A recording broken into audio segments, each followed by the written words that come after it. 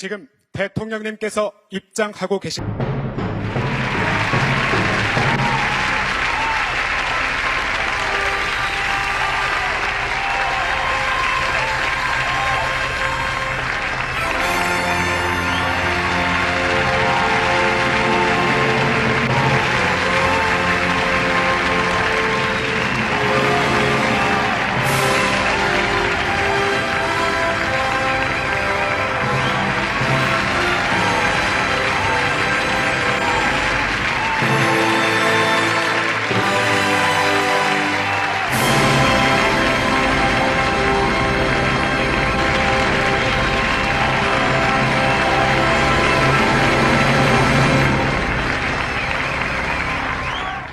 국민의례가 있겠습니다.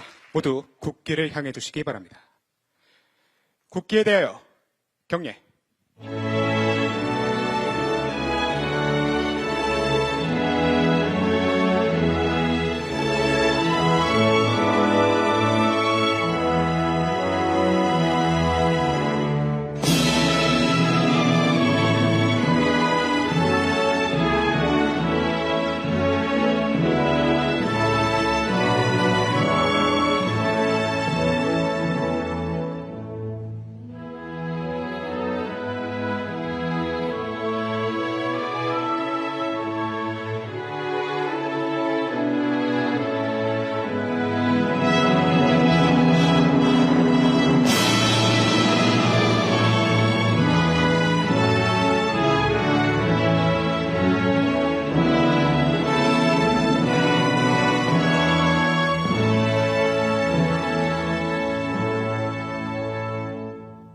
바로 모두 착석해 주시기 바랍니다.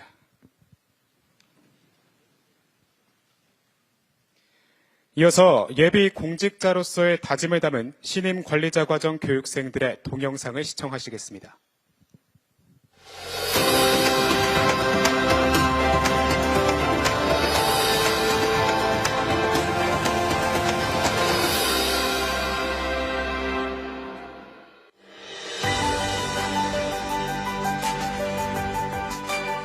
통상 직렬공직자로서 단순한 수출입을 넘어 세계와 한국이 이해하고 협력하는 다리 역할을 잘 맡고 싶습니다. 저는 국민의 목소리에 귀 기울이는 공무원이 되겠습니다. 현재 사회 내의 문제가 무엇이고 이를 해결할 수 있는 정책적 방안이 무엇인지 파악하기 위해서는 사회 내 다양한 목소리에 집중해야 한다고 생각합니다. 저는 메아리 같은 공직자가 되겠습니다. 작은 목소리를 귀 기울이고 다양한 사람들의 입장에서 깊이 공감하겠습니다. 공감은 신뢰를 만들고 신뢰는 더 나은 정책으로 이어집니다.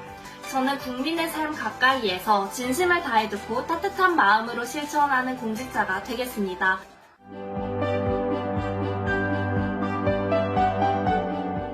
요리사분들이 음식을 먹는 사람들의 행복을, 그리고 예술가분들이 관람객들의 행복을 낙으로 여기는 것처럼 저도 국민분들이 행복해하는 모습을 낙으로 여기는 공무원이 되려고 합니다. 제 주변의 동료들과 나아가 국민들이 어려움을 호소할 때 발벗고 나서서 도와줄 수 있는 그런 사람이 되고 싶습니다.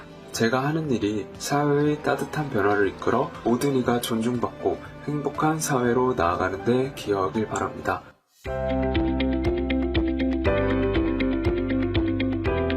저는 앞으로 전문적인 공무원으로서 필요한 정책을 적극적으로 발굴하고 시행할 수 있도록 공부를 게을리하지 않겠습니다. 저는 늘 공부하는 공무원이 되고 싶습니다. 업무에 대한 다양한 배경 지식을 공부하고 대상 집단의 목소리를 정책에 반영하기 위하여 끊임없이 생각하겠습니다. 법학을 통해 배운 논리와 규범의 깊이를 정책학을 통해 익힌 실용성과 균형 감각으로 연결하며 국민의 권리를 보호하고 공정한 기회가 보장되는 사회를 만들기 위해 헌신하겠습니다.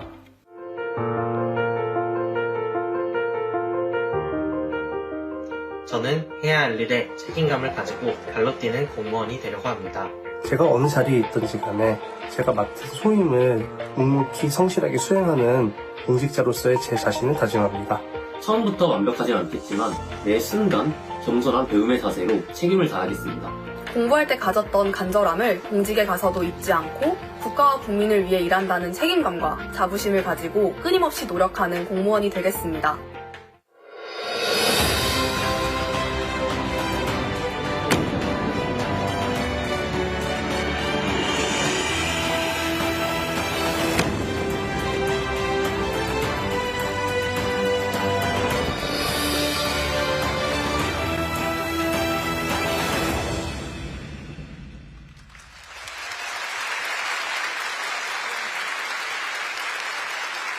네, 대한민국의 미래는 밝습니다.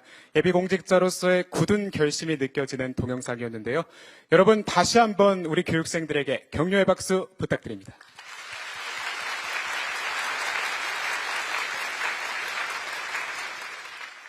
네, 이제 하이라이트 시간입니다. 대통령님께서 1일 특강을 하러 오셨습니다. 대통령님께서는 최근 기자회견에서 대통령의 1시간, 공직자의 1시간은 5,200만 시간의 가치가 있다고 말씀하셨습니다. 국민을 위한 소중한 시간 내어주신 만큼 오늘 이 행사는 정말 뜻깊은 시간이 될 거라고 확신합니다. 그럼 지금부터 대통령님께서 제70기 신임 관리자 과정 교육생들을 위해 국민 주권 시대 공직자의 길 국민과 함께 만들다라는 주제로 강의를 해주시겠습니다. 여러분, 우리 대통령님 나오실 때 큰 박수로 환영해 주시기 바랍니다. 대통령님 단상 위로 모시겠습니다.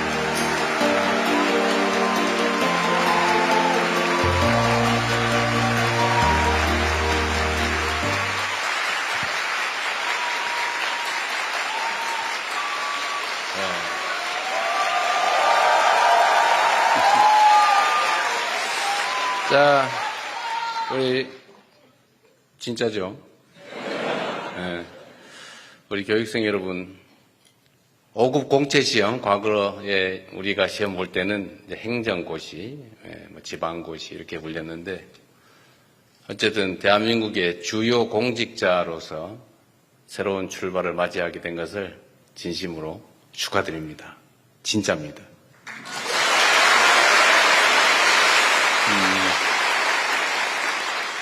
사실 여러분들뿐만 아니라 대한민국 공직에 복무하는 많은 사람들을 제가 꼭 만나서 하고 싶은 이야기들이 꽤 많이 있었습니다. 아시는 것처럼 저는 성남시장, 경기도지사를 거쳐왔고 이제 대한민국의 국정을 잠시간 책임지게 됐는데 국민들이 맡긴 권한을 대신 행사하는 공직자의 입장에서 보면 사실 대통령이든 시장이든 도지사든 본인이 직접 할 수 있는 일은 없죠, 거의. 대부분의 일들은 결국 다시 임명직 공직자들에게 위임해서 순차적으로 다 위임해서 일을 할 수밖에 없습니다. 그래서 국정이든 시정이든 도정이든 모든 일의 성과는 결국은 일선의 공직자들 손에 달려 있는 거죠. 여러분들 손에 이 나라 운명이 달려 있는 겁니다. 또 오늘 이 순간 또 앞으로 어떻게 하느냐에 따라서 여러분의 인생도 미래도 달려 있겠죠. 아마 이 중에 한 20, 30년 지난 다음에 언론에 이름이 나는데 좋은 쪽으로 나는 사람도 있을 거고 안 좋은 쪽으로 나서 주변 사람들로부터 손가락질을 받는 사람이 생길 가능성도 없지는 아니하겠죠. 없기를 바랍니다. 그리고 여러분들한테 제가 정말 축복의 말씀이라면 여러분들 스스로 이 공직을 마치거나 또는 인생을 마칠 때쯤에 야, 나 정말 행복하게 살았어. 의미 있는 인생을 살았어. 라고 뿌듯하게 여길 수 있기를 진짜로 바랍니다. 인생 뭐 있습니까? 제프대 받고 대우받고 많이 챙겨놔봤자 결국 떠날 때 다 빈손으로 가는 거죠. 진짜 맞습니다. 우리가 이제 공직자라고 할 때 이제 왜 공직자라고 하느냐? 공적인 일을 하기 때문이죠. 공적인 일은 뭐냐? 개인 또는 특정 영역에 있는 사람들의 얘기가 아니고 모든 사람들의 일을 한다는 것입니다. 공적인, 모두에게 관계된 일. 그 일을 하되 자기 일이 아니라 남의 일을 대신하는 거죠. 여러분도 결국은 월급 받고 남의 일을 하는 거죠. 이재명 대통령도 결국은 5년 동안 고용된 단기 임시직 계약직이죠. 5년 후에 또 평가를 받겠죠. 아, 저 사람 때문에 우리가 좀 더 나은 삶을 살게 됐어 라고 하는 경우도 있을 수 있겠고 저 인간 때문에 우리 완전히 망했어 라고 할 수도 있겠지요. 근데 결국 다 제 손에 달렸고 제 마음에 달려있는 일 아닐까 생각됩니다. 여러분도 사실은 마찬가지죠. 만약에 여러분들이 개인 사업을 하면 여러분들이 뭘 잘못하거나 또는 잘못 생각해도 피해가 여러분 하는 사업 관계된 사람들에게만 미치죠. 또는 개인으로서의 삶을 잘못 살면 그 영향, 악영향이라는 것도 아주 좁은 범위에 미치지만 여러분들은 누군가로부터 엄청난 권력이라고 하는 권한이라는 걸 위임받지 않습니까? 그래서 여러분들은 수없이 많은 사람들이 관계된 일을 하기 때문에 여러분의 판단, 행동에 따라서 너무나 많은 사람들이 더 나은 삶을 살게 될 수도 있고 어쩌면 여러분들 손에 의해서 나 아이들 껴안고 이 세상 떠나버려야지 할 수도 있는 거죠. 여러분들은 공직자들이기 때문에 여러분들 손에 사람들의 목숨이 걸려 있습니다. 어쩌면 작은 신의 역할을 하는지도 몰라요. 다른 사람들의 삶에 결정적 영향을 미치지 않습니까?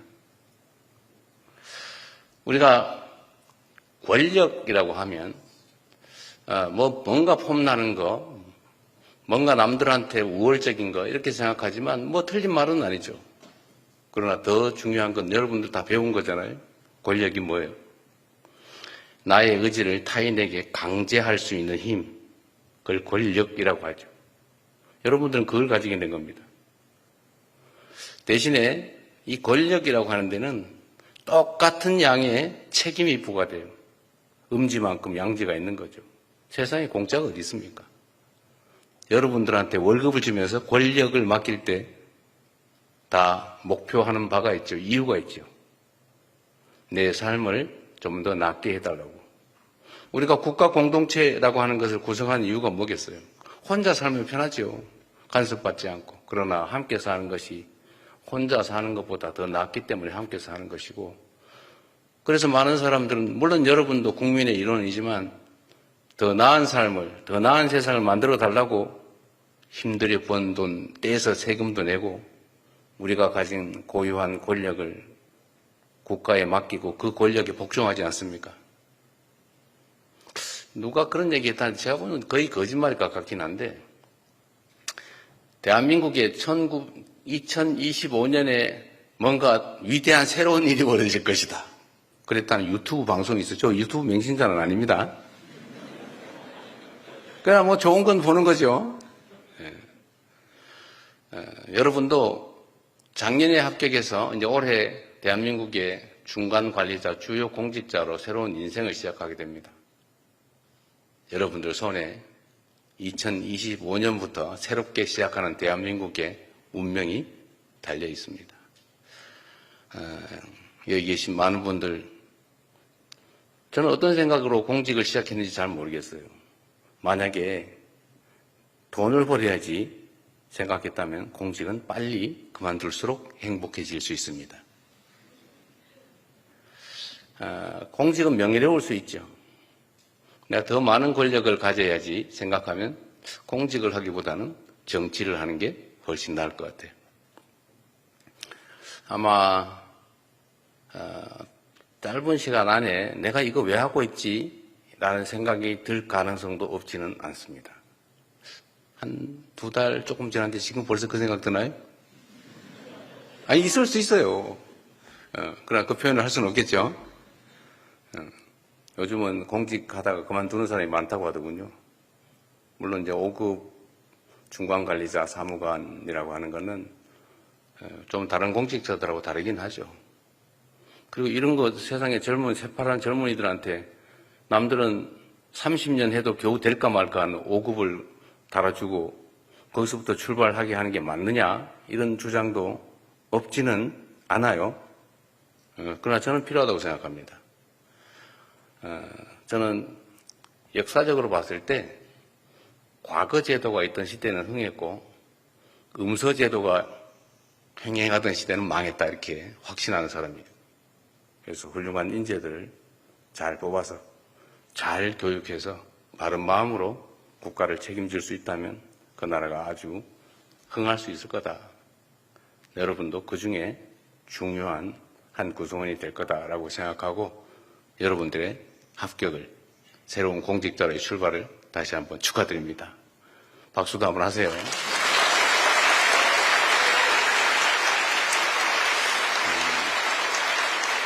그리고 제가 20분 얘기하고 40분은 일종의 토론을 하기로 돼 있던데 질문이나 의견이나 많이 준비하셨어요? 별로 못했을 것 같아요. 아마 시간이 좀 썰렁해질 가능성이 있죠. 이미 공직자의 물이 조금 들어서 일단 말을 하지 않는다. 두 번째, 눈치를 본다. 아직까지 그리 되지 않았을 거라고 보고 이따 질문하는 시간을 또 의견을 내는 시간을 좀 갖도록 하겠습니다. 저는 공직자들을 선택하잖아요. 예를 들면 더 나은, 더 중요한 일을 맡길 때 제가 쓰는 기준은 있어요. 첫 번째는 방향이 중요하다. 보통 사람들은 얘기할 때 능력이 중요하다고 얘기해요. 그냥 기술적 능력을 말하는 겁니다. 뭐 모든 걸 다 합친 게 능력이기도 하죠. 기술적 능력 중요하죠. 테크닉 중요합니다. 근데 그보다 중요한 건 방향이에요. 공직자로서는 국가에 충성하고 국민을 사랑해야죠. 기술적 능력이 뛰어남들 못하겠어요. 그거를 사적 이익을 도모하는데 잘 쓰면 나라 망할 일이죠. 그런 똑똑한 정말 속세적 의미의 유능함은 없는 게 차라리 낫죠.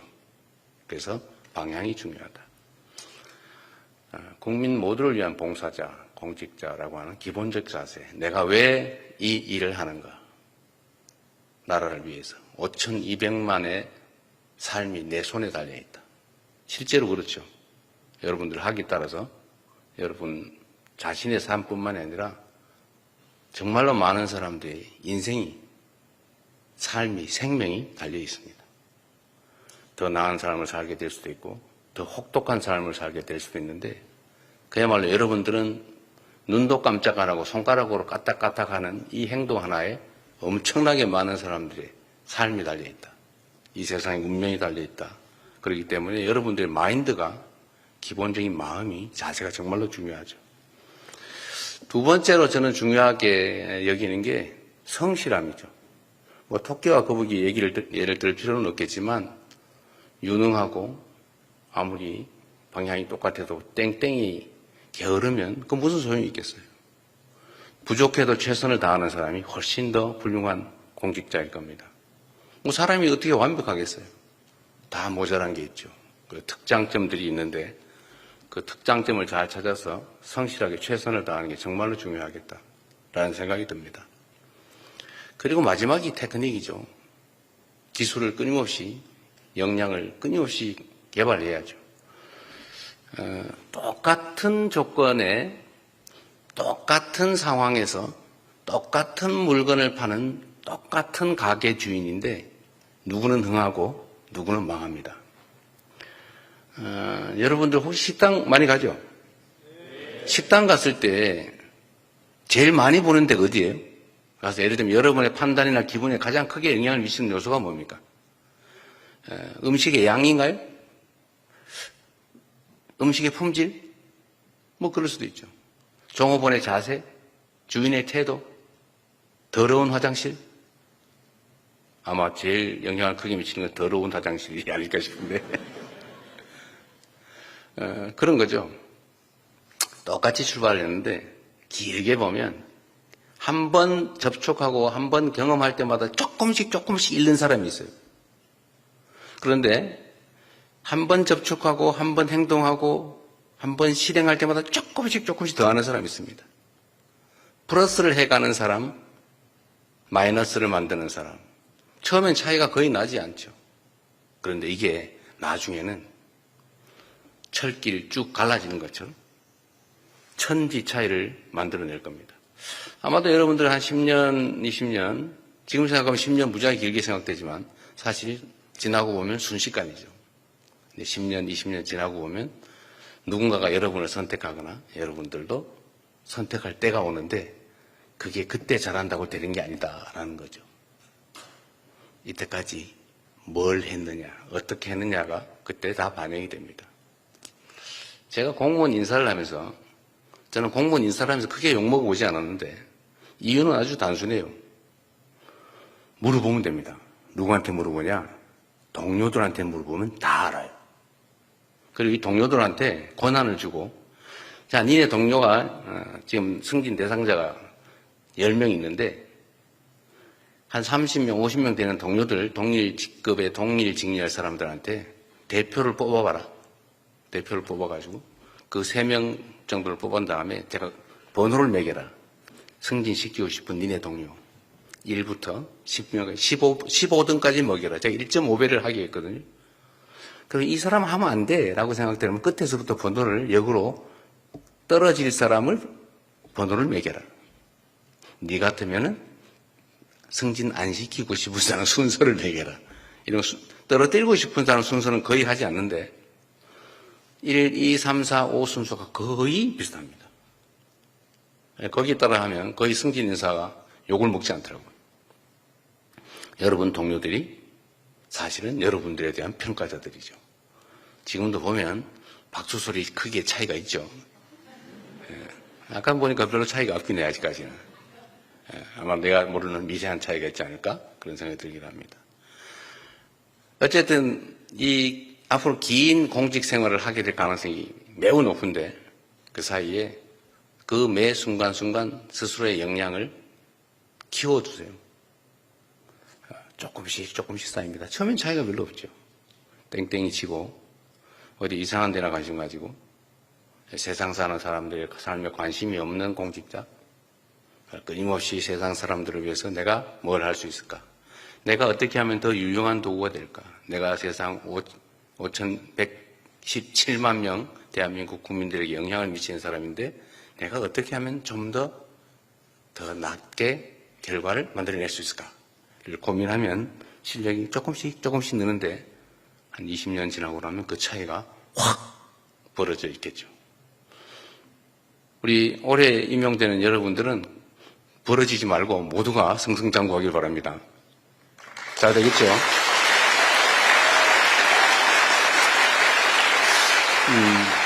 그리고 이건 기본에 관한 건데 공직자는 청렴해야 돼요. 나는 부패한 사람으로 온갖 음해를 당해서 이렇게 공격당해서 이미지가 좋으면 저 사람 저 뭐해 이런 생각을 할 수 있지만 저는 정말로 치열하게 제 나름의 삶을 관리해왔죠. 여러분, 이 돈이 마귀예요. 제가 성남시장 때부터 수없이 한 얘기인데 돈이 마귀입니다. 이 마귀는 절대로 마귀의 얼굴을 하고 나타나지 않아요. 가장 아름다운 천사의 모습을 하고 나타나죠. 어떤 천사? 친구, 친척, 선배, 동료, 어쩌면 사랑하는 애인. 애인이 없나 봐요. 아주 충격적이지 않대 보니까. 어쨌든 아주 아름다운 관계의 모습을 하고 나타나서 처음에 누가 마귀 짓을 하겠어요. 천사 짓을 하죠. 어려운데 좋은 문자 매일 보내요. 고생 많으시죠. 뭐 특별히. 그 다음에 전화 와요. 애쓰십니다. 국민의 한 사람으로서 존경합니다. 과장님, 팀장님 이러고 오죠. 그러면 좀 이따 나타나서 아이고 어려우신데 커피라도 한 잔, 차라도 한 잔, 밥이라도 한 끼, 그러다 술이나 한 잔, 골프라도 한 번. 상품권 이거 뭐 우연히 생겼는데 10만 원짜리 한 잔. 그 다음에 요새 여유가 좀 더 생겨서 20만 원, 30만 원. 그러다가 부름사람 가고 뭐 선물 잔뜩 갖다 주고 내성이 생겨가지고 나중에 별 느낌이 없다가 어느 날 보니까 이 사람이 그걸 장부에다 다 써놨다는 걸 알게 되죠. 언제 그게 드러나냐? 그 사람이 잡혔을 때. 이 원래 여러분 그 특수부 그 검사들이 조사하는 기법이 딱 정해져 있어요. 아주 너무 쉬워요. 일반 사범을 잡으면 인사고과에 별로 영향이 없는데 공직자를 잡으면 아주 평정 점수가 높습니다. 그래서 맞바꿀 준비를 하고 있죠. 방법은 1. 관가 근처에서 놀고 있는 업자들을 일단 쫙 훑어서 잡아다가 조사를 하면 그런 업체들이 대개는 뻔하게 법인 경영을 엉망으로 하고 있죠. 사실상 개인 회사니까. 연구개발 열심히 하고 국제적인 해외 시장 개척해가지고 글로벌 경쟁하는 사람이 관가 근처에서 놀겠습니까? 물론 크게 노는 데도 없지는 않겠죠. 대개는 광급공사 따겠다. 인허가 어떻게 받아가지고 부당하게 남들보다 우월한 입장에서 경쟁을 해보겠다. 이런 사람들이죠. 근데 이런 사람들이 관가 근처에서 노는데 대개 회계장부를 뒤져보면 엉망진창이죠. 다 그렇게 하니까. 그거 빼가지고 잠깐 집 잔금 냈다가 다시 갚고 주식 좋다는데 잠깐 샀다가 다시 갚고. 그런데 이건 이론적으로 따지면 다 횡령 배임죄에 해당되죠. 다 합치면 몇십억 나오죠. 그걸 잡아다가 네가 갈래? 누구 대신 보낼래?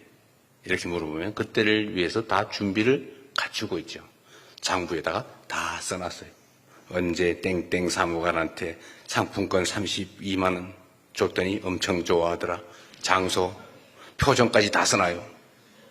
그리고 현금으로 준 건 증거가 안 남으니까 방법이 있죠. 실제로 있었던 일인데 현금을 찾으면 띠지를 떼고 고무줄로 말아서 준대요. 이렇게. 띠지에 뭐가 있냐? 그 띠를 만든 은행 창구 직원의 도장이 찍혀 있어요. 그거를 다 모아서 요거는 땡땡 사무관 준 거, 요거는 무슨 서기관 준 거, 다 써놓죠. 왜 써놓냐? 자기가 잡혔을 때를 대비해서. 그 장부를 싹 관리하고 있어요. 그래서 수사기관이 관가 근처에 업자를 잡으면 첫 번째 하는 일이 장부 찾으러 가는 일이에요. 그래서 여러분들은 특정한 시기가 지나서 이게 쌓여서 처음에 몰랐죠. 쌓여서 위험한 시기가 되면 그 사람이 태도를 돌변합니다. 처음에는 사무관님 막 간도 드릴게요. 그런데 어느 날부터 우리가 남이가 네가 나한테 이럴 수 있어. 나이도 어린 게 말이야. 이렇게 나옵니다. 그때 이미 코가 깨 있어요. 내 인생이 아닌 거죠. 그렇게 살고 싶어요? 절대로 거기 넘어가지 마세요.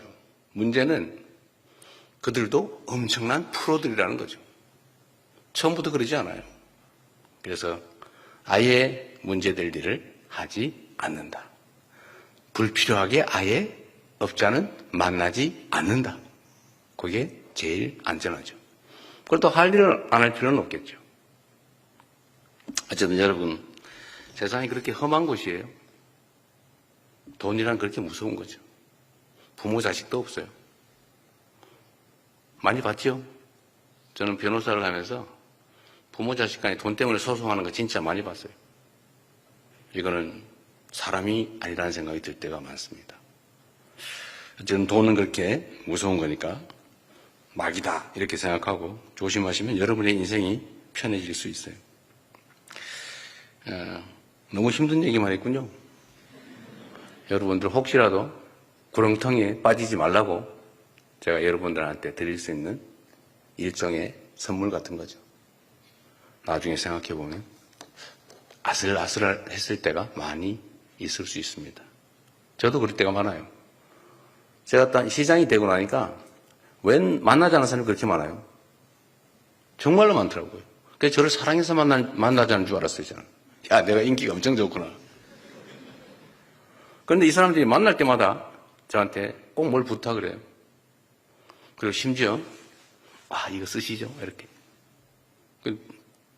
제가 그때 시장시대 CCTV를 다뤘는데 이유가 돈을 받는 증거를 찍어놓기 위해서가 아니고 사실은 용도가 다른 거였어요. 그게 용도가 뭐였냐면 그때 당시에 한명숙 총리 재판을 아마 하고 있을 그 시점이었던 것 같습니다.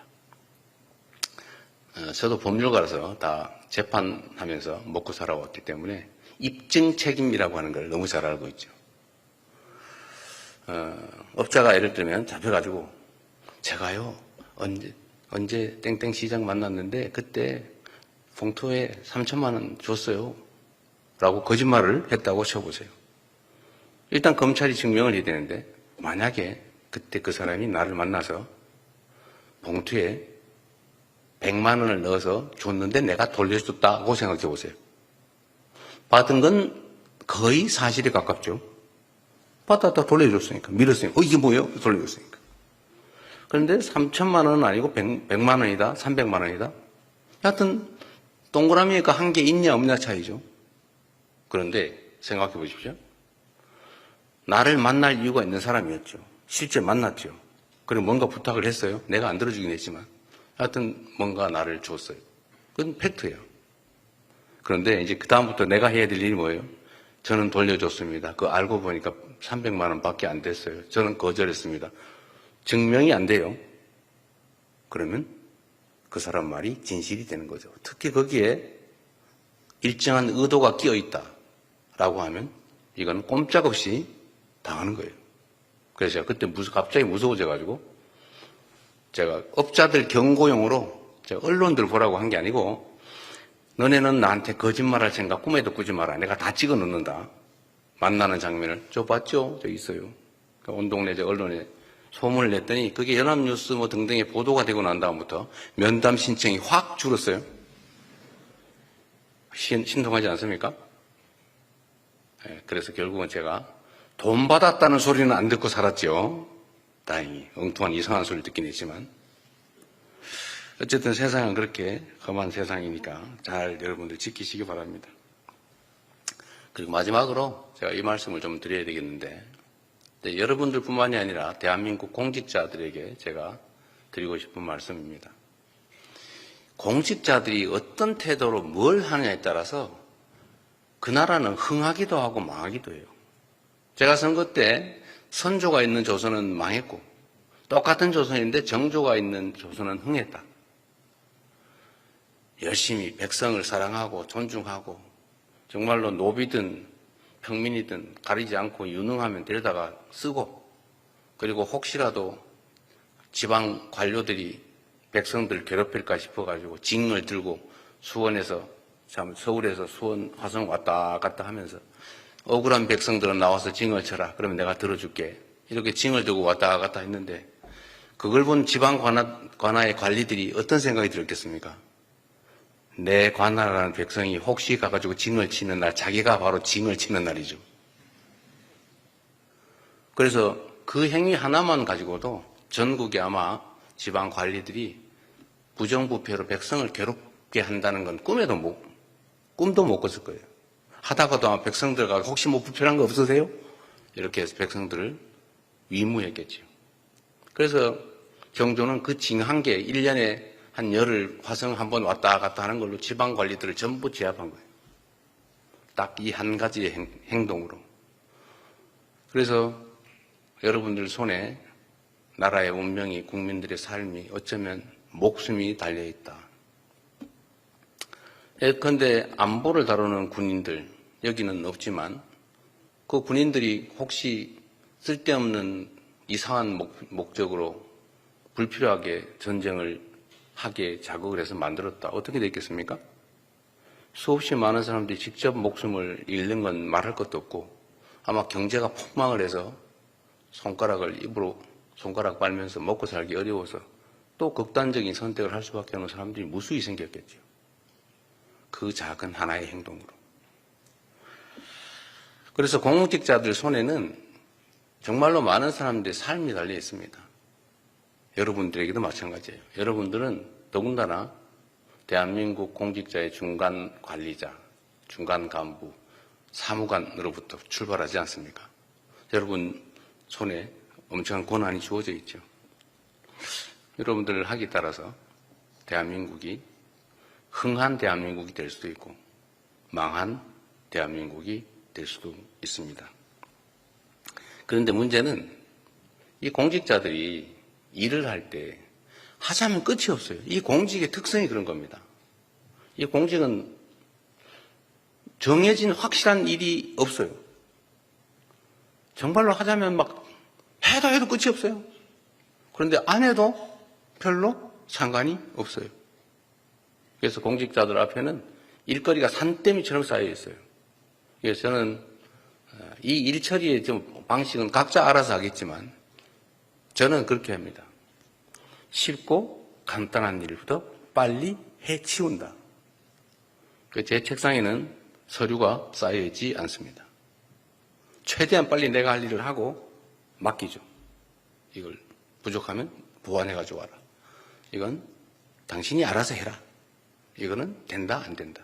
그리고 진짜로 복잡하게 판단이 어려운 일이 있으면 판단할 자료를 더 만들어 오라고 내 손을 떼서 딴 데다 맡겨놓죠. 그래서 쉽고 간단한 일부터 빠르게 처리하면 성과가 납니다. 대개는 보면 어렵고 중대한 일, 이걸 가지고 끙끙끙 앓으면서 아예 아무것도 안 해버리죠. 그러면 성과를 내기가 어렵더라. 그리고 여러분들은 뭐 평생 공직을 할 거니까 모르겠는데 저는 이제 5년 임시직이니까 그 사이 시간이 제한되어 있지 않습니까? 그래서 저는 앞으로 그렇게 하려고 하죠. 시간을 2배로 효율성 있게 쓰면 임기는 10년이 될 수도 있는 거 아닙니까? 그래서 최대한 신속하게 처리할 생각입니다. 모든 일들을. 그래서 공직자들도 할 수 있는 일보다 빨리 하자. 시간 질질 끌지 말자. 다시 한번 얘기하지만 여러분들은 뭐 민원 일주일에 처리하나 2주에 처리하나 아니면 6개월 후에 처리하나 별로 상관이 없겠죠. 그러나 그 민원의 당사자는 1명일 수도 있고 1000명일 수도 있고 100만 명일 수도 있는데 그 사람들은 흥망이 달려 있어요. 인생이 달려 있습니다. 여러분들은 그냥 수없이 많이 쌓인 민원서류 중에 하나에 불과하지만 파초선이라고 하는 얘기 제가 가끔씩 하는데 들어보셨죠? 시험 공부하느라고 혹시 서유기도 못 읽어본 건 아닐 테고 그 손오공이 어디 가다가 어딘가 불이 나가지고 그 불을 꺼야 되는데 그 불을 끄려면 파초선이라는 부채가 필요하다. 그 누가 가지고 있냐? 어떤 마녀가 가지고 있다. 부채예요 그냥. 근데 부채는 그 마녀한테는 바람을 일으키는 부채에 불과한데 그걸 한 번 붙일 때마다 세상에 폭풍우가 일고 태풍이 불고 천지가 개벽을 하죠. 이게 권력이에요. 여러분 손에 들려있는 펜, 업무, 이거는 세상에 폭풍을 일으키는 파초선 같은 거죠. 그래서 권력이란 무서운 겁니다. 여러분들은 비록 따져놓고 보면 친구들하고 뭐 똑같은 뭐 생맥주집에서 같이 술 먹는 친구들에 불과하지만 그러나 여러분들은 엄청난 세상의 내부 병력을 가져올 수 있는 권력이라고 하는 파초선을 들고 있는 거예요. 그래서 이거를 잘 써주기 바랍니다. 근데 장애가 하나 생겼죠. 어떤 장애냐? 특히 여러분들 행정직 공무원이어서 재량이 너무 많아요. 해야 되는 일, 하면 안 되는 일 빼고 해도 되고 안 해도 되고 이래 해도 되고 저래 해도 되고 재량. 이 재량이 너무 많고 넓죠. 그런데 이 재량 범위 내에서 내가 선의를 가지고 한 일이면 그게 실패할 수도 있고 성공할 수도 있는데 어느 날인가부터 실패를 하면 너 왜 그렇게 결정했어? 이렇게 책임을 묻는 이상한 풍토가 생겼어요. 이러다 보니까 공직자들이 의무 지어진 일 외에 내가 책임질 여지가 있는 일은 절대로 안 하기로 마음먹기 시작했습니다. 이러면 그 사회가 경직되죠. 이게 지금 현재 대한민국 공직사의 가장 심각한 문제입니다. 누구 때문이냐? 따질 필요 없죠. 여러분 때문은 아니에요. 일선에 일하는 공무원들 때문은 아닙니다. 정치 때문이죠. 이거를 고쳐야 됩니다. 이 점에 대해서는 저도 총력을 다해서 일선의 공무원들이 스스로 합리적으로 판단해서 선의를 가지고 한 일에 대해서 어떤 경우에도 책임을 묻지 않는 그런 제도, 그런 공직 풍토를 꼭 만들도록 하겠습니다. 여러분도 이제 교육 끝나고 돌아가시면 하실 일이 많을 텐데 그런 점에 대해서 우려는 최소한 좀 내려놓도록 노력하시기 바랍니다. 그래도 안 믿어질 거예요. 네가 내 인생 끝까지 책임질 거냐? 이런 생각 들죠? 그렇다고 해도 돼요. 그 사실이죠, 근데. 그러나 제도도 바꾸고 풍토도 바꾸고 그래서 공직자들이 선의를 가지고 하는 일들에 대해서 어떤 다른 목적으로 그 사후적인 책임을 묻는 그런 일들은 없도록 최선을 다하겠습니다. 공직자들이 처하는 어떤 선택 결정의 단계에는 가능성이 무궁무진하죠. 그리고 그 사후적으로 이 결정이 잘 됐다, 아니면 그보다 더 나은 결정이 있었다라고 책임을 묻고 평가하게 되면 이거는 공직자들한테 신이 되라고 요구하는 것이나 마찬가지예요. 근데 우리는 신이 아니잖아요. 사람으로서 최선을 다하는 거죠. 자, 얘기가 너무 길었는데 이상으로 제 일방적인 얘기는 여기서 마치고 여러분 합격을 축하하고 대한민국의 중간 주요 공직자로서 출발을 진심으로 축하드립니다. 고맙습니다.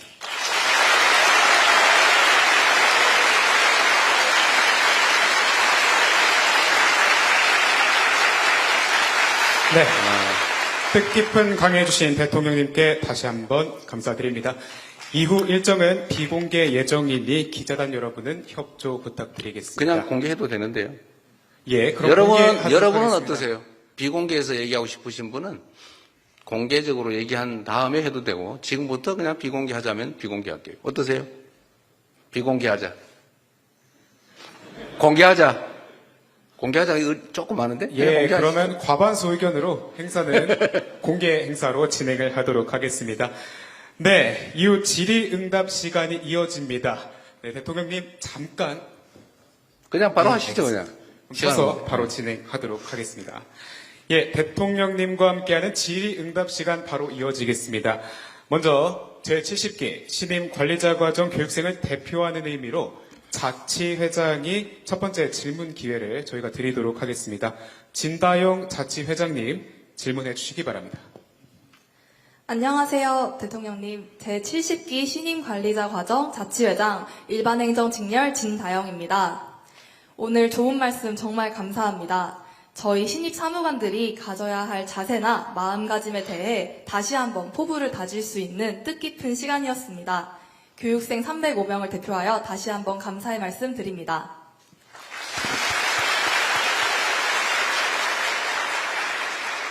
네, 질문 드리도록 하겠습니다. 의견을 말해도 돼요. 꼭 안 물어봐도 됩니다. 물어보는 거 부담스럽게 해요. 네, 대통령께서 대통령 되신 지 이제 1개월 정도 되신 걸로 알고 있는데, 네, 그간의 소회가 궁금합니다.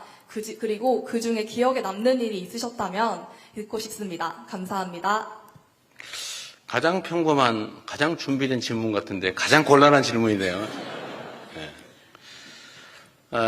한 달 이제 조금 지났는데 일단 개인적으로는 가장 빠른 시간 내에 많은 부문이 안정이 돼가는 게 가장 보람이 있습니다. 제가 생각하는 것보다 더 빠르게 어쨌든 국정이 안정이 되고 있습니다. 그러나 여전히 기대치는 높고 또 제가 할 수 있는 일은 제한적이어서 걱정이 되기도 합니다. 글쎄 가장 기억에 남는 일, 주가가 많이 오른 것 정도?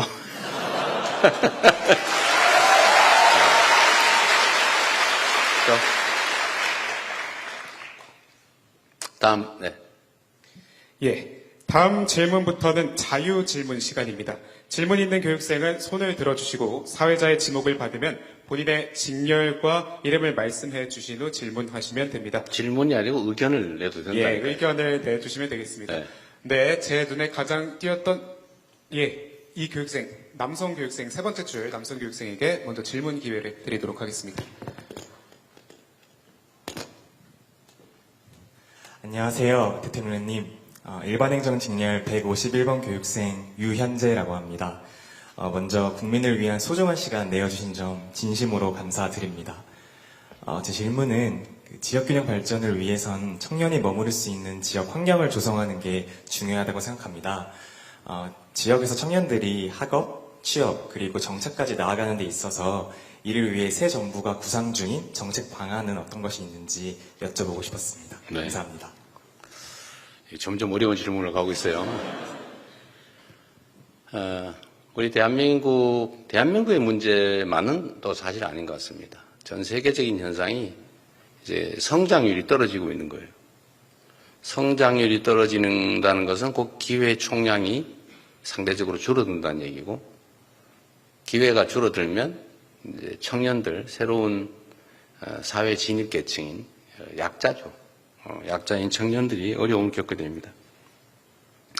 청년들이 새로운 기회를 얻기가 어려워지니까 경쟁은 격화되고 또 미래에 대해서 불확실해지거나 좌절하게 되고 그러니까 화가 나겠죠. 더군다나 이제 삶의 조건이 또 어렵고 그 다음 세대, 안 그래도 어려운 청년의 그 다음 세대들에 대해서는 더 암울하다 보니까 출산도 또 결혼도 이렇게 망설이게 되는 그런 현상이 생겼습니다. 그게 이제 전 세계적인 일반적인 어려운 상황이긴 한데 대한민국은 거기다 이제 몇 가지 요소가 좀 추가되고 있죠. 그 첫 번째가 성장률 추락에 더해서 수도권 집중이 사실은 좀 심각해요. 그러니까 안 그래도 자원이 좀 부족하고 경쟁은 격화됐는데 지방은 다 소멸을 하다시피 하고 서울에만 집중이 돼서 수도권에만 집중이 되다 보니까 자원 배분도 비효율적이고 자원 활용도 잘 안 되다 보니까 또 더 어려워진 측면이 있습니다. 그러니까 당연히 지방은 더 어려워졌죠. 또 지방 중에서도 청년은 더 어려워진 것 같습니다. 해결책이 있냐? 뭐 해결을 할지는 모르겠지만 완화를 하기 위한 최소한의 노력은 해야 되겠죠. 그게 저는 결국 지역 균형 발전에 우리가 좀 주력해야 될 사유인데 구체적으로는 어떤 방법이 있냐. 첫째는 지금까지는 사실 정책, 여러분들이 하게 될 국가 권력 행사에서 중앙 집중적인 사고 또는 그에 기반한 중앙 집중적인 이제 자원 배분이 이루어졌어요. 예를 든다면 지방에는 예를 들면 부울경 어딘가 메가시티, 충청 메가시티에 뭐 GTX, CTX 순환 고속철도망 이런 거 좀 만들자라고 하면 거기는 뭐 사람도 별로 없는데 굳이 그걸 만드냐. 그러면서도 서울은 A, B, C에 이어서 D, E, F까지 계속 만들고 있죠. 물론 단기적으로 보면 효율성이 높습니다. 많은 사람들이 있으니까요. 또 세금도 많이 내니까. 그러나 이 방향을 일부 이제 교정을 좀 해야 될 것 같아요. 정부의 국가 역량 배분에서 지방에 대한 균형적 시각보다는 지방에 대한 추가적인 인센티브가 필요하겠다라고 생각이 됩니다. 그래서 예를 들면 지금은 이제 재생에너지 중심 사회니까 재생에너지가 풍부한 지역에 기업과 산업들이 입지할 수 있도록 하는 각종 제도들을 만들어야 되겠죠. 뭐 억지로 보낸다고 되겠습니까? 해수부를 부산으로 보내는 건 사실은 상징적인 조치죠. 그 자체를 가지고 뭐 부산이 엄청나게 발전 또는 경남이 엄청나게 발전한다고 보기는 어렵습니다. 그러나 우리가 그에 대해서 관심이 있다. 또 새로운 북극 항로 개척이라고 하는 새로운 아이템으로 부산, 경남, 울산 지역을 영남, 남쪽 지역을 새로운 기회를 한번 만들어 보겠다라고 하는 희망을 보여주는 거죠. 전남, 광주 뭐 이런 지역들에는 거기가 재생에너지, 태양광이든 풍력이든 이런 재생에너지 보고니까 거기에 재생에너지를 싸게 활용할 수 있는 시스템을 갖추고 거기에 전기 에너지를 많이 사용하는 미래 첨단 기술 산업들을 대대적으로 유치할 수 있도록 뭐 세제든 교육제도든 아주 다양한 지원 정책을 만들어 보려고 합니다. 너무 어려운 질문이라서 답하기가 너무 어려운데 하여튼 지역 균형 발전이라고 하는데 우리가 대대적으로 관심 갖고 투자를 하는 게 길이다. 구체적으로는 어떻게 앞으로 계속 토론해서 찾아보도록 하겠습니다. 앞으로 지방 균형 발전에 각별히 관심 가지고 열심히 해보시기 바랍니다. 네, 여러분 박수 부탁드립니다. 네, 다음 질문 받겠습니다. 질문 있는 교육생. 네, 저기 V 표시라면서 팔이 긴 저기 첫 번째 분단에 맨 뒤쪽에 남성분께 마이크 전달 부탁드리겠습니다. 안녕하십니까 대통령님. 저는 일반행정 전국직렬에 합격한 교육번호 302번 조수영입니다. 먼저 인수위 없이 출범하셔서 바쁘신 와중에도 저희들을 찾아주셔서 진심으로 감사드립니다. 저는 새로 출범한 국민주권정부의 행정개혁 방향과 관련돼서 질문 및 제안 드리고 싶은 사항이 있어서 발언을 신청을 했습니다. 최근 들어 MZ세대 공직 매력도가 하락을 하고 있는 상황입니다. 공직자를 배출하는 주요 학과에서는 공무원이들 노력으로 차라리 다른 민간 기업을 가겠다라는 그런 분위기들이 형성이 되고 있고, 공직에 입직을 한 이후에도 어떤 빠르게 퇴사를 하는 사례가 이전에 비해 증가하고 있습니다. 많은 원인이 있겠습니다만 저는 크게 두 가지 측면에서 그 원인이 있다고 생각을 하는데요. 첫 번째로 조직 문화입니다. 사실 중앙정부는 많이 개선이 된 편입니다만 지자체의 경우에는 여전히 신입 공무원들의 과장님 모시기 관행을 비롯해서 어떤 여러 가지 악습들이 잔존을 하고 있습니다. 그리고 또 조직 내에 이제 인수인계 매뉴얼은 없는데 조직 내에 힘든 일들은 신입이 이른바 짬처리를 하게 되는 그런 사례들도 많이 있는 것으로 들었습니다. 다음으로는 보수체계입니다. 현실적으로 공공부문이 민간 부문과 유사한 수준의 급여가 지급이 되는 것은 어려운 일이라고 생각을 합니다. 그렇지만 민간 대비 공무원 보수 수준을 나타내는 이른바 공무원 보수 민간 임금 접근율이 2000년 통계 작성 이후 최저 수준을 기록한 것으로 2023년에 집계가 된 바가 있습니다.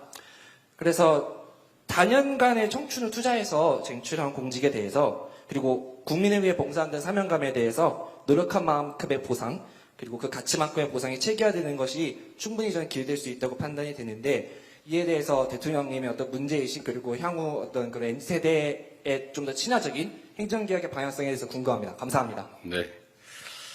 좋은 질문입니다.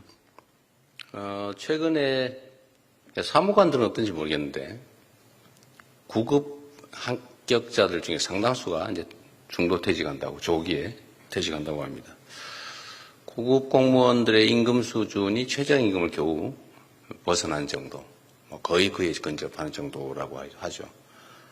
그리고 과거에는 이제 연금 제도가, 공무원들은 당장 보수는 낮아도 연금 제도가 사실은 상당히 유리하다라고 해서 재직 기간 잘 견디면 재직 후는 행복하다, 이렇게 생각했다는데, 지금 연금 개혁으로 인해서 내는 만큼 받자, 왜 공직자들에 대해서 이렇게 특혜가 많냐라는 국민적 반론 때문에 이 연금 개혁이 점점 이루어지면서 공직사회에 대한 보수 매력도는 떨어지고 있는 거죠.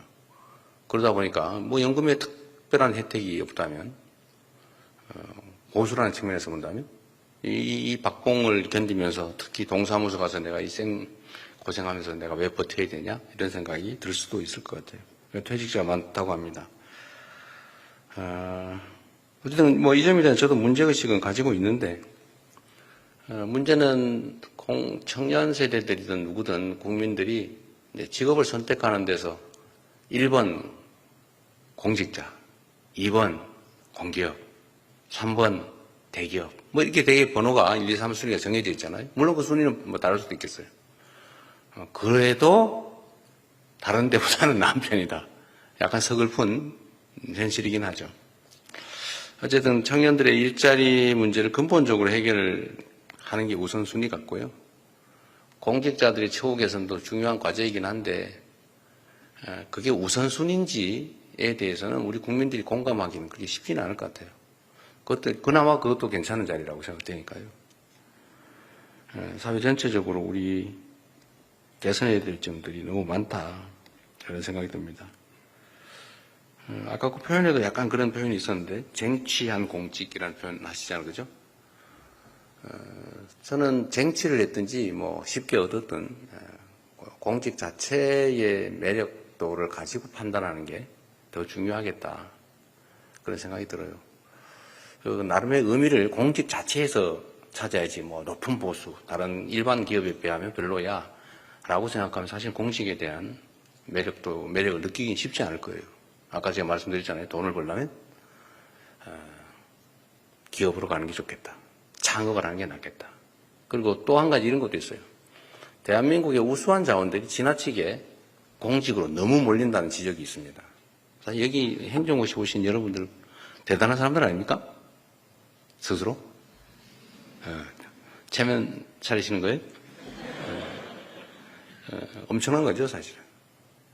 20대 또는 30대의 일반 일선 공직자들이 30년 해야 겨우 도달할까 말까 한 지방 공무원들은 사무관 되기도 어려워요.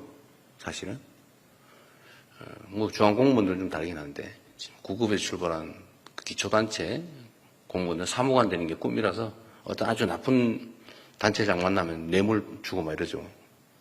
근데 여러분들은 시험으로 어쨌든 5급을 출발점부터 취하게 된 거니까 엄청난 기회를 가지신 겁니다. 그리고 더 길게 보면 사실은 그 사회가 가진 우수한 자원들은 과학기술, 첨단 산업 이런 부분에 사실 더 많이 투입되는 게 바람직합니다. 자칫 잘못하면 이 나라 사회가 사실은 공직, 요즘은 이공계는 전부 의대 간다면서요. 그런 것도 사실 심각한 문제죠. 조금씩 고쳐봅시다. 갑자기 내가 기가 죽었는데. 예, 이어가 보도록 하겠습니다. 이번에는 맨 우측 분단이 한 번도 못해서요. 이번엔 맨 우측 분단에서 질문자를 받겠습니다. 질문 혹은 의견. 네, 저기 반짝반짝 빛나는 우리 여성 교육생이 한 명 있는데요. 네, 여기 마이크 전달 부탁드리겠습니다. 안녕하세요. 저는 일반행정직 교번 218번 정소희입니다. 저는 조금 가벼운 질문을 드리고자 하는데요. 저희가 지금 부처 배치와 면접을 앞두고 있습니다. 이전에 이제 공직자 선택하시는 기준으로 방향, 성실함, 기술을 말씀해 주셨는데 이 외에 특히 신입 공무원으로서 만약 대통령님이 면접관이시라면 어떤 신입 공무원을 뽑고 싶으신지 또 저희가 어떻게 하면 사랑받는 막내가 될 수 있을지 팁을 얻고 싶습니다. 정말로 중요한 질문이죠.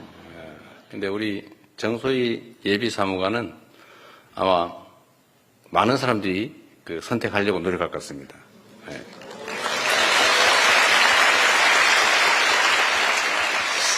근데 이런 것도 있는 것 같아요. 여러분들 아직 젊으시긴 하지만 사람들의 마음이 얼굴에 써져 있습니다. 그런 게 있죠. 사실 마음이 제일 중요해요. 특히 나이가 들면 들수록 점점 판단 기준을 사람의 마음에 두게 됩니다. 처음엔 잘 안 보여요. 외모만 보여요. 그런데 시간이 지나면 지날수록 그 눈빛 뒤에 감추어진 그 사람의 진실한 내면이 보이기 시작합니다. 근데 이게 약간 삐딱하게 이상하게 가면 점을 보기 시작하죠. 관상 뭐 이러면 그건 약간 좀 달라가던데. 근데 이게 뭐 어떤 근거가 있는 건 아니지만 그 사람들 사이에는 교감이라고 하는 게 있어요. 그 순간적으로 남녀 간의 관계도 딱 보자마자 결판 난다는 거 아닙니까? 거의 대부분 판단이 금방 이루어진다는 뜻이죠.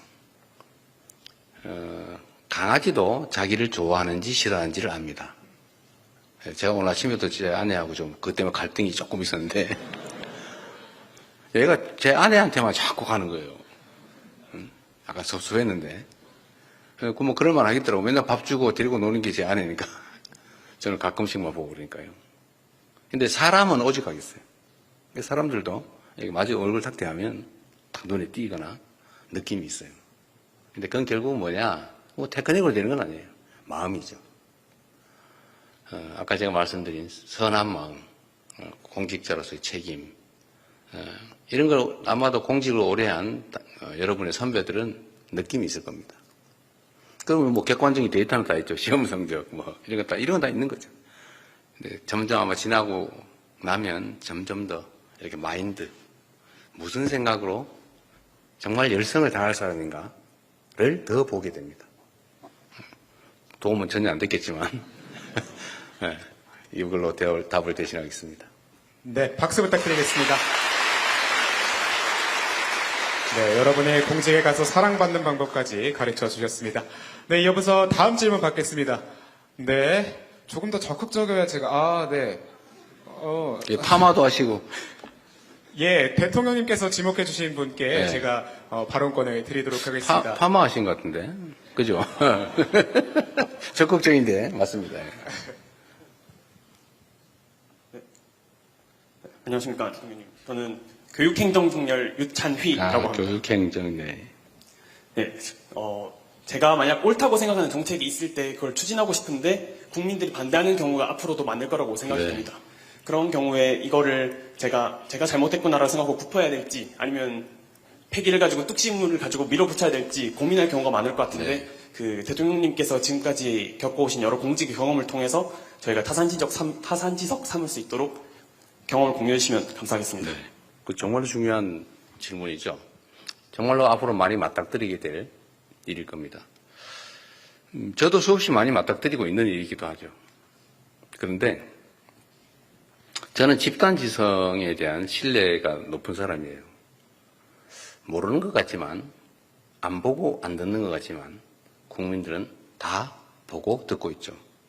물론 정보의 왜곡 때문에 일시적으로 판단을 달리할 경우도 있습니다. 일시적으로.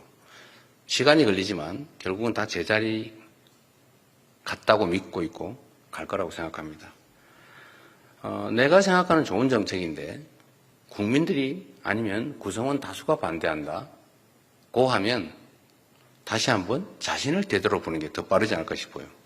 물론 이거는 의견의 차이가 있을 수 있습니다. 신념의 차이, 또 추구하는 가치 이상의 차이 때문에 똑같은 것도 다르게 보일 수 있어요. 인간은 완벽한 존재가 아니잖아요. 여러분들이 동전을 보면 이렇게 보면 동그란데 이렇게 보면 일자죠. 그래서 이렇게만 본 사람은 분명히 일자라고 얘기해요. 근데 나는 이렇게밖에 안 봤어요. 동그란데 다를 수 있죠. 그런데 이럴 때 중요한 게 가능성을 인정해 주는 것 같아요. 내가 잘못 봤나? 내가 판단이 혹시 부족한가? 정말 다시 한번 철저하게 점검해보고 또 그들의 이야기를 들어보고, 제가 그래서 토론을 중시하는 이유가 여기 있어요. 얘기를 들어보면 아 그렇구나 라고 하는 게 꽤 많습니다. 왜 똑같은 현상을 놓고 다르게 볼까? 그건 이해관계가 충돌할 때는 어쩔 수 없어요. 그때는 결판을 내야지. 그 싸울 일이죠. 이해관계가 다르다. 그런데 객관적인 판단이고 객관적인 데이터, 객관적인 사실에 대한 의견이 다르다. 이거는 누군가가 잘못 보고 있다는 뜻이에요. 근데 그게 반드시 나는 잘 보고 상대는 잘못 봤다고 확신할 수 없죠. 근데 내가 보는 건 언제나 옳아. 그러면 이제 피곤한 사람 되는 거예요. 왕따 되는 거죠, 나중에. 근데, 나도 틀릴 수 있다. 내가 일면 봤을 수 있겠다. 그럼 당신은 뭘 봤냐? 라고 얘기를 해보고, 내가 봤더니 이렇던데? 그렇구나. 이게 납작한 동그란 거구나. 라고 하면 다 해결할 수 있죠. 그래서 저는 이렇게 의견이 다르면 토론을 해봐야 된다고 생각해요. 근데 토론을 해서 객관적인 사실이 드러났음에도 다른 얘기를 한다? 뭐 그때는 싸워야지. 또 내가 만약에 객관적인 사실과 다르게 인식을 가지고 있다, 그럼 내가 고쳐야죠. 저는 별로 어려운 일은 아니라고 생각해요. 그런데 세상은 특히 정치 권력 이 영역에서는, 정치나 권력의 영역에서는 이런 일이 자주 발생합니다. 사실은 이게 동그란 걸 알면서도 이것만 주장하죠. 일자야. 나한테 유익하니까. 그런 게 많아요. 이 정무적 영역에서는. 정책이라고 하는 것도 마찬가지죠. 정책이라고 하는 거 이런 거 어떻게 생각하세요? 정책은 만인이 동의하는 건 정책이라고 하지 않아요. 그건 진실 또는 진리라고 말하죠.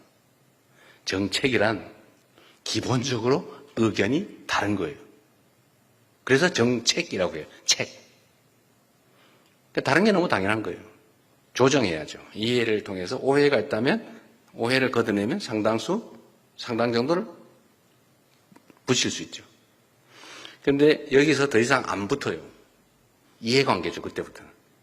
아니, 오해는 끊임없이 제거하기 위해서 노력해야죠. 그건 토론을 통해서 할 수 있고, 당사자가 우기면 제3자가 보게 하면 해결이 돼요. 제가 많은 사람들이 그거 어떻게 했지? 이렇게 생각하는데, 계곡 정비를 하는데 그 사람들은 불법인 걸 알고도 수십억 또는 수억씩 주고 권리금 주고 들어온 사람들이에요. 왜냐하면 지금까지 단속을 안 했으니까. 이게 다 알고 있어요. 내가 하는 게 불법임을. 그런데 이때까지 해방 이후에 한 번도 단속 안 했는데, 그냥 벌금이나 내고 그냥 다 묵인했는데 왜 이재명 도지사 당신만 나와서 굳이 하려고 그러냐. 근데 그거는 이해관계 충돌의 측면이 강하죠. 알고 있어요. 그래서 제가 이때 쓰는 방법이 있죠. 만인이 보는 가운데 대놓고 얘기해보자. 이거 영상 다 찍어가면서 유튜브 방송 중계하면서 얘기를 하면 사람이 기본적인 양심이라고 하는 게 있어요. 그래서 그 양심에 어긋나는 얘기를 차마 남들이 볼 때는 하기가 어렵습니다. 이게 정리가 되죠. 근데 정리가 되고 남는 건 이해관계죠. 나는 억울하다. 왜 나만? 하필이면 이때 내가 팔고 나간 다음에 하지. 볼 수 있죠. 그건 뭐 운수에 관한 거니까 이제 조정을 해줘야죠. 그 사람들도 일면은 피해자니까. 조정은 어떻게 해요? 모두가 보는 혜택. 그 계곡을 정비하면 정말 수백만 명의 사람들이 그 돈 안 내고 가서 행복하게 기분 나쁘지 않게 아이들 손잡고 들어가서 놀 수 있잖아요. 그럼 이해관계를 조정하자. 닭죽을 팔지 말고 커피를 팔자. 음료를 팔자. 깨끗하게. 그게 소득 이익률이 더 높다. 고생 안 하고. 대신 그걸 우리 지원해 줄게. 싹 우리가 다 정리한다. 가장 자연친화적으로. 계단 만들어주고 판매소 만들 때 돈도 지원해주고 돈도 빌려주고 주차장도 만들어주고 뭐 음식 농산물 판매소도 만들어주고 매년 봄, 여름, 가을, 겨울 축제 같은 걸 해봐라. 그럼 축제 비용도 지원해줄게. 계곡 관리하는 사람도 지원해줄게. 계곡 플래너. 그리고 동네 청소 깨끗해야 되니까 일자리 사업으로 이렇게 몇 명 고정해 줄 테니까 동네 사람들 먹고 사세요. 그러니까 이해관계 조정이 되잖아요. 그건 그 세금인데 국민들은 혜택을 보니까 백운 계곡 가면은 맨날 막 비닐로 시퍼렇게 덮어놓고 막 들어가 보지도 못하고 갈 데도 없고 이런 걸 조정을 해내는 거죠. 그러면 이해관계가 많이 조정되고 거의 가까이 오겠죠. 그래도 안 되는 거 어떻게 해요? 그때는 결단을 해야죠. 결단할 힘을 국민이 여러분께 준 겁니다. 그게 권력이죠. 그런데 쓰라고 준 거예요. 대신에 그 권력을, 힘을 이렇게 보이도록 숨기고 있죠. 보이도록 숨기고 있단 말이에요. 그러면 그걸 각오하죠. 그래서 조정을 해내는 겁니다. 마지막은 결국 공직자의 결단이에요. 모두에게 칭찬받는 일은 없어요. 정책을 하기 때문에. 우리는 진리를 말하는 종교인이 아니에요. 사회운동가가 아니에요. 착한 일 하는 자선사업가가 아니에요. 불가피하게 이해관계가 충돌하고 그 충돌을 조정할 권한을 우리가 국민에게 받았기 때문에 그걸 담보로 최대한 오해를 줄이고 이해시키고 조정하고 안 되면 마지막에는 칼로 자르듯이 권력을 행사해야죠. 여러분 손에 그 권력이 들려있는 겁니다. 앞으로 잘 활용하시기 바랍니다. 네, 노련한 경험이 깃든 선배로서의 조언이었습니다. 여러분 다시 한번 박수 부탁드립니다. 박수 칠 시간에 의견 얘기하게 해주세요. 네, 시간 관계상 이제 마지막 한 분만 더 질문을 받도록 하겠습니다. 대통령님께서 마지막 질문을 한 명 선택해 주시면 되겠습니다. 제 매출을 올려준 분으로. 네, 매출을 올려주신 우리 남성교육생에게 마이크를 전달하도록 하겠습니다. 지나가는 길에 사인도 해드리겠습니다. 이제. 예, 대통령님 정말 감사합니다. 네. 예, 대통령님 안녕하십니까? 저는 방송통신직 최원영이라고 합니다. 네. 대통령님께서 기억하실지 모르겠지만 저는 사실 10년 전에도 대통령님께 질문을 드렸던 적이 있습니다. 아, 그래요? 예. 성남시장 2기로 재직하실 적에 저는 당시 서영고등학교 1학년 학생으로 대강당에서 이제 질문을 드렸었고 그때 제가 이제 분당 수서강 고속화도로 법계공원이 이제 착공 좀 그때 지연이 되는 거에 대한 사유를 여쭤봤었는데 친절하게 대답해 주셨던 기억이 새록새록합니다. 그리고 그 공원은 지금 잘 완공됐고 저도 이제 시험에 합격해서 이 자리에 왔고 축하합니다. 네, 대통령님께서도 이제 대통령이라는 이 직책을 맡게 되신 것에 다시 한번 축하드리겠습니다. 감사합니다. 예, 감사합니다. 그 질문을 본격적으로 드리면은 이제 성남시장 경기도지사로 재직을 하실 때 많은 부하 공직자들을 데리고 계시지 않았습니까? 저희 같은 경우에도 이제 부처를 갔을 때 다른 동료 사무관님들 또 주무관님들과 함께 협업을 해야 될 것 같습니다. 이때 부하 공직자들을 대할 때 취하셨던 자세 그리고 그 생활에서 얻으셨던 경험에서 어떤 교훈을 얻으셨는지 그것에 대해서 질문을 드리고 싶습니다. 네, 정말로 중요한 질문이고 다시 한번 매출에 감사드립니다. 그리고 참 인연이 그렇군요. 서영고 1학년 그때 몇 년이었어요? 15년. 벌써 많은 세월이 지났군요. 10년. 그래요. 분당 수서간 고속화도로는 지상공원화가 잘 완료가 돼서 잘 사용하고 있군요. 제가 이 얘기도 자랑삼아 한번 해야 되는데 이게 이 사연이 많은 사업이었어요. 아마 제가 공직자로서 자랑하는 사업들이 여기저기 있는데 그 중에 하나가 사실 이 사업이었습니다. 여러분도 경험상 나중에 혹시 필요할지 모르니까 자랑삼아 한 말씀드리면 이제 성남에 분당과 수서 간에 고속화도로가 있어요. 지상도로죠 당연히. 8차선쯤 아마 될 텐데 엄청난 교통량이 있죠. 용인 이 남쪽에서 전부 서울 가는 길이니까요. 근데 거기를 어느 날부터인가 지하로 공원화를 해주겠다는 정치권의 이야기가 시작됐습니다. 그걸 지하를 파서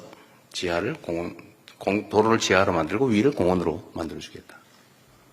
근데 그게 기본적으로 한 3천억이 넘게 드는 돈이 3천억이 넘게 되는 데다가 문제는 공사를 한 3, 4년 해야 되는데 그 사이에 그 도로를 차단하면 경기 남부, 동남부 지역의 교통이 완전히 봉쇄가 돼버려요. 완전히 난리가 나는 거죠. 그거 어떻게 감당하냐. 이게 불가능하다 사실은. 이렇게 결론이 나는 건데 이 정치인들이 또 가만히 있습니까? 해당 지역 주민들이야 그건 다음 일이고 일단 공원화하면 집값 오르고 주거 환경 좋아지니까 하자 그러고 표 되니까 모든 정치인들이 하겠다라고 공약을 하는 거예요. 10몇 년 됐죠. 저는 첫 시장 출마 때는 그 거짓말인 줄 알았기 때문에 공약을 안 했어요. 물론 떨어졌죠. 근데 그것 때문에 떨어진 건 아니에요. 30몇 %밖에 못 얻었으니까. 모두가 전멸할 때 떨어졌으니까. 근데 제가 그 2010년에 선거 나갈 때는 이 당선 가능성이 꽤 높은데 이거 혹시 이것 때문에 떨어지면 어떡하냐 해서 제가 마음에 없는 알면서 한 거짓말 공약을 그걸 한번 해봤습니다. 나름은 다른 모두가 하니까 모든 국회의원, 시장 출마자 전부 하는데 이재명만 독야 청청한다고 하여튼 혹시 떨어지면 여전히 또 거짓말은 계속될 텐데 또 하고 싶은 일은 많고 그래서 제가 할 수 없이 거짓말인 줄 알면서 그 공약을 했습니다. 지킬 수 없을 걸 알면서 그랬는데 제가 사과를 했어요. 시장이 된 다음에 죄송합니다. 이건 지킬 수 없는 공약입니다. 근데 정치하면서 처음으로 거짓말 해봤는데 자백합니다. 제가 SBS 방송에다가 인터뷰를 했어요. 그러고 난 다음에 그 동네 주민들 사이에서 아이디어를 하나 낸 거예요. 그렇게 하지 말고 위를 덮자. 다행히 단차가 있습니다. 이렇게 도로가 좀 낮아요. 아파트 단지보다. 그거 살짝 올려가지고 그냥 도로는 통행을 시키고 위를 덮자. 돈도 1,500억밖에 안 든다. 그 주민들이 낸 아이디어예요. 그래서 제가 반짝해가지고 실제로 그렇게 해서 위를 덮기로 하고 덮는 공사를 해서 지금은 위에가 공원화가 되어 있습니다. 물론 지하로 한 것보다는 좀 부족하죠. 근데 그걸 잘 쓰고 있다니까 정말 다행이고 제가 이 말씀을 드린 이유는 이 집단 지성의 위대함이에요. 공직자들은 설계하는 전문가들은 아무도 그 생각을 못했어요. 오로지 그냥 땅 밑을 팔면 돈이 얼마나 들고 교통을 어떻게 분산시키고 얼마나 걸리고 이것만 머릿속에다 결국 하다 또 안 된다. 이렇게 되는 거죠. 근데 결국은 어느 날 주민들 중에 누군가가 제가 그 사람 이름도 대충 기억하는데 그 안을 낸 거예요. 진짜 조사를 해보니까 가능했던 거죠. 그래서 국민들 의견들을 현장에서 많이 들으면 이게 하늘이 무너진 속에서 솟아날 구멍이 생길 수도 있더라. 그 얘기를 자랑삼아 한번 합니다. 부하들에 대한 자세, 저는 부하 그러면 좀 기본적으로 무시하는 마음이 들 수 있어요. 근데 내가 부하를 무시하면 나도 상사한테 무시당할 수 있죠. 근데 그런 사람이 있어요.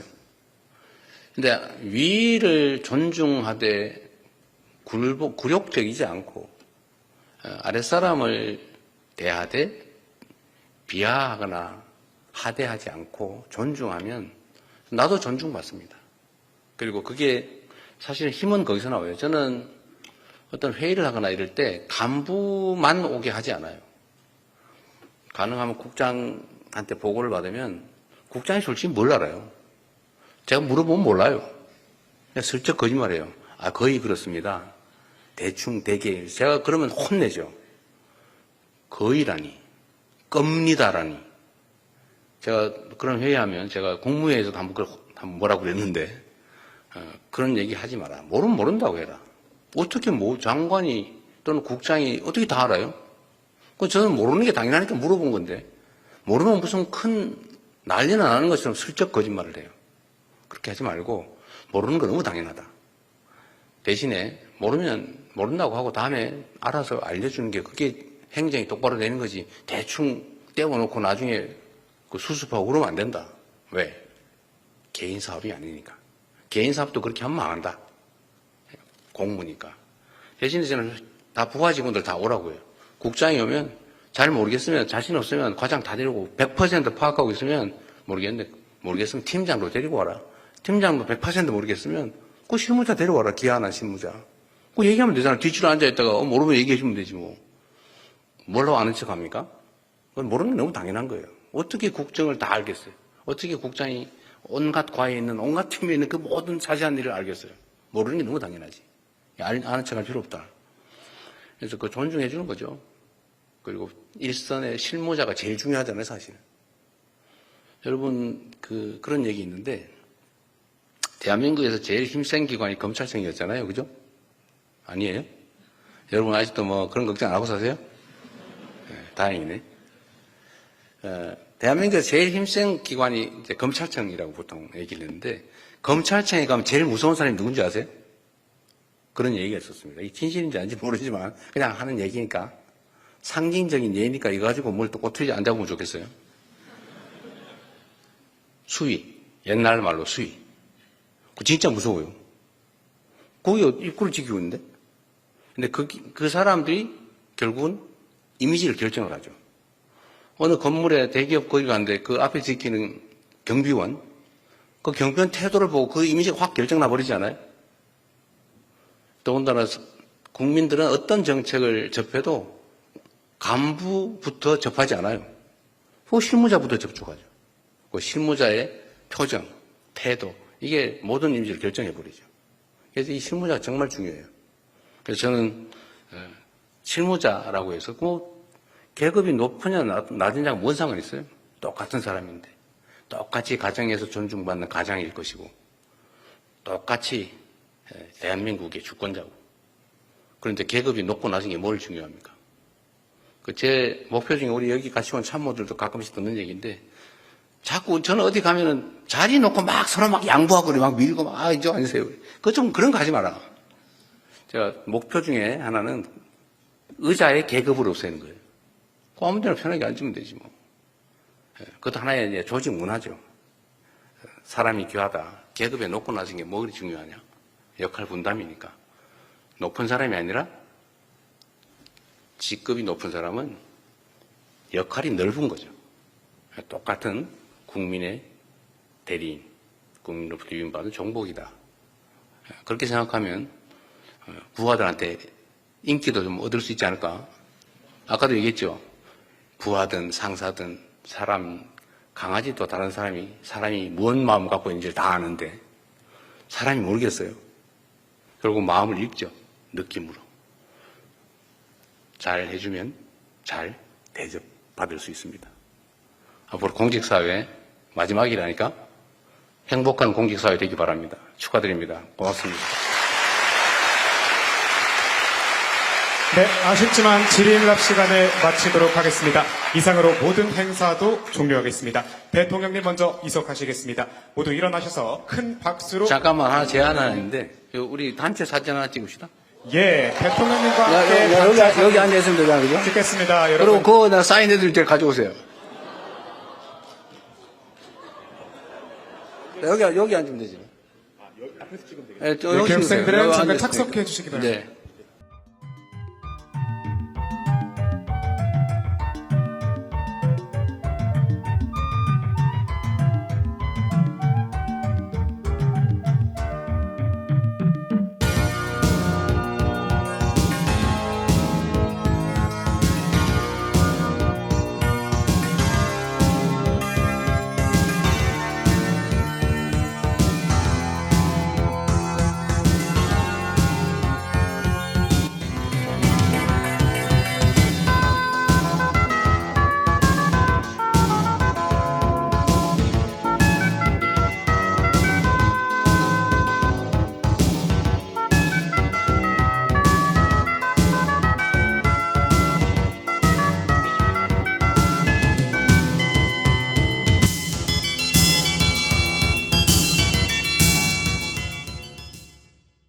네, 이제 단체 사진을 촬영하려고 합니다. 단체 사진 기본 자세로 먼저 촬영을 하도록 하겠습니다.